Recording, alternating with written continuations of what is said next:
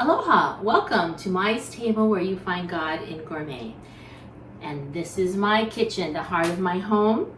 Today we're going to make a most delicious moist applesauce cake. It's super easy to do and your friends will be blown away because all of the spices in here, they just blend so well together. They just give you pause. When you eat it, you just have to go, so good. So I have 2.5 cups of flour in this bowl, 2 cups of sugar, and then I have 1.5 teaspoons of baking soda. I'm gonna pour that in here.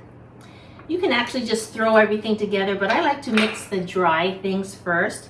And then 1/4 teaspoon of baking powder, 1.5 teaspoons of salt. I like to use Himalayan salt. And then 1 teaspoon of cinnamon. Cinnamon just takes me back to my childhood. Something about, we always had cinnamon toast in the morning for breakfast. How about you? And then this is 1/2 teaspoon of cloves. Cloves makes me think of the holidays because my mom used to put cloves on ham. And then this is also 1/2 teaspoon of allspice. And you know what? I don't know if you do it, but you should stop and smell the seasonings, the flavor that you're putting in here, because that's part of slowing down and enjoying the process of preparing this meal for your family and friends, right? You got to make it special for you, right? Not make it work, make it fun. So after the ingredients, the dry ingredients are mixed, well, and I forgot to tell you, I already have my oven preheated at 350.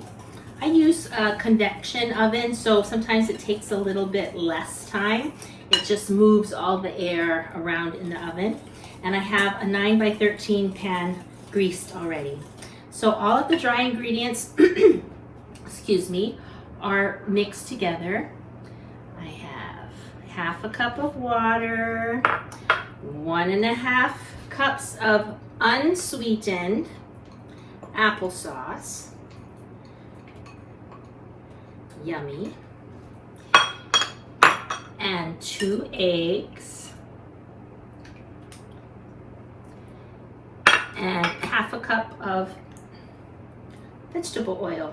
So I'm just gonna mix all of this together. You could use a blender, a hand mixer if you want. That's fine, but I don't know why. I like doing it just by hand. It helps me to slow down. The mixer kind of goes, but this way I'm just present and I'm looking at how it's changing from dry to a nice, beautiful, moist, wonderful batter. That didn't take long, not even a minute. Okay, and then you're gonna wanna pour it in the pan. This isn't exactly a 9.5 by 13, but it's a pan that I have from a friend that she was my neighbor and we got to be good friends, Virginia. And so I like to use it because it makes me think of her, and it also makes me thankful, makes me think of our relationship and our friendship and how much fun we had. And every time I use it, I think of her. Do you guys do something like that? Like, I also have a cutting board that my grandpa made before I was born, but my mom was using it when I was growing up, so I have it now. And I use it, and that's my way of keeping him close.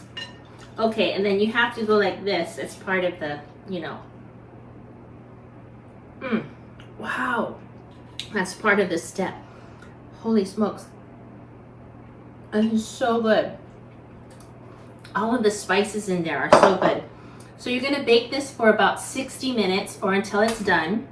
And because I have it on a convection oven, I'm gonna check it at about 45 minutes to see if it's done. I just get a toothpick, poke it in, and if the toothpick comes out dry, then it's done.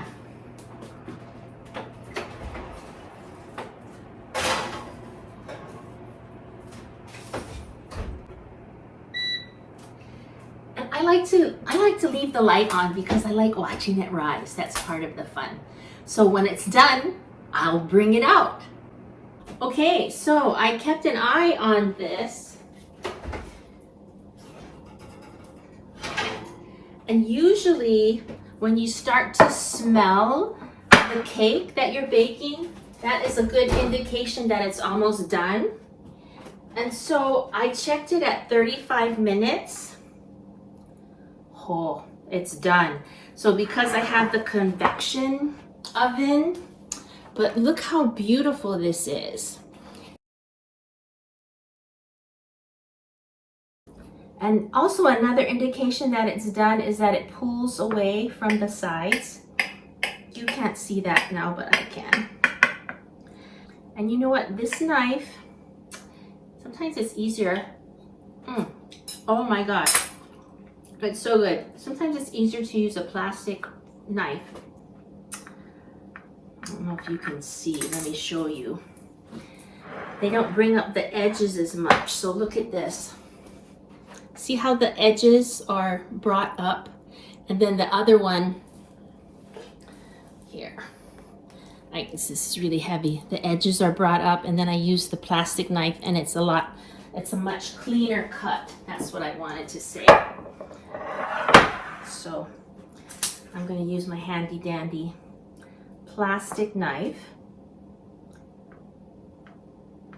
because you want it to look pretty, right? My husband's going to be so happy. He loves this. He loves this cake, even though he says he doesn't have a sweet tooth, which he really doesn't. He actually does not like chocolate. He gets sick at the smell of chocolate, which is unbelievable. Anyway, so I'm just gonna cut this little corner piece here, and I'm gonna have a bite. Ooh,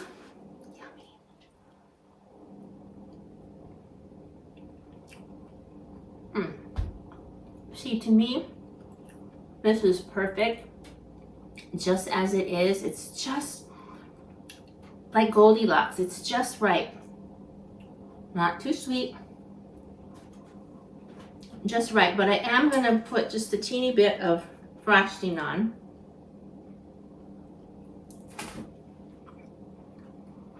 Wow. Okay, I'm gonna have a little bit more.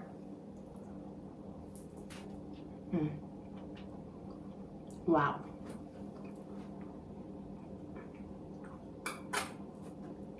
It's so good, and you do really want to watch it because you don't want to over bake it. Otherwise, you'll lose the moisture. But this is just so perfect.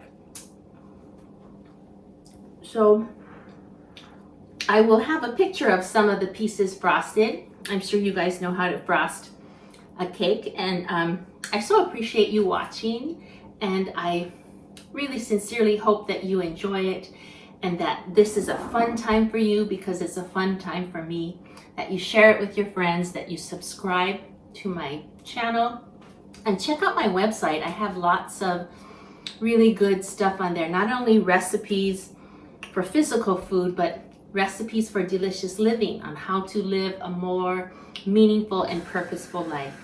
Okay, till next time, remember, be present, eat joyfully. Aloha.